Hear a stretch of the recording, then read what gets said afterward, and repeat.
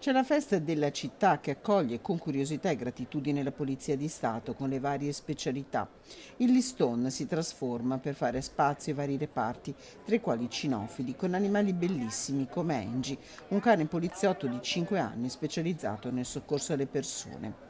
Entra nel vivo il nono raduno dell'Associazione Nazionale della Polizia di Stato, che ha vissuto un momento di riflessione sulla violenza di genere ospitato nell'aula magna del Bo davanti a decine di studenti degli istituti superiori della città. Comprendere, agire e prevenire il titolo scelto per la mattinata, che ha avuto tra gli ospiti Gino Cecchettin. Cerco di parlare da papà e da cittadino che ha un vissuto e che negli ultimi 2 anni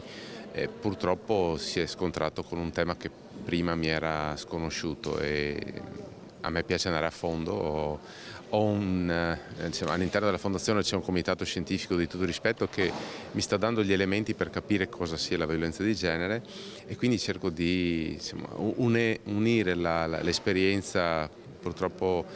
tragica che ho vissuto assieme alla conoscenza scientifica per portare un messaggio. Con lui Maria Luisa Pellizzari, già vice capo della polizia, il procuratore della Repubblica di Padova Angelo Antonio Racanelli e Giuseppe Maria Iorio, dirigente della divisione anticrimine della Questura di Padova, che ha spiegato quali sono gli strumenti disponibili contro la violenza di genere, tra questi l'ammonimento. Nei giorni successivi all'ammonimento, ad esempio, continuiamo a contattare la persona per capire la reazione che ha avuto il maltrattante, quindi se questa situazione, questo ammonimento ha creato una situazione di malessere o di pericolo.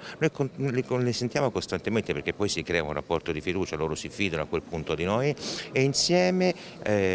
cerchiamo di capire se la paura che rimane comunque sempre un po' nella vittima è una paura reale o una paura che invece può essere controllata, che può essere sconfitta. Domani mattina l'evento conclusivo del nono raduno nazionale della NPS in Prato della Valle, la grande sfilata alla presenza del ministro dell'Interno Matteo Piantedosi e del capo della polizia Vittorio Pisani, che a partire dalle 10 sarà trasmessa in diretta su Antenna 3, emittente del network Media Nord-Est. In serata poi andrà in onda il concerto della band della polizia che si terrà al Teatro Verdi.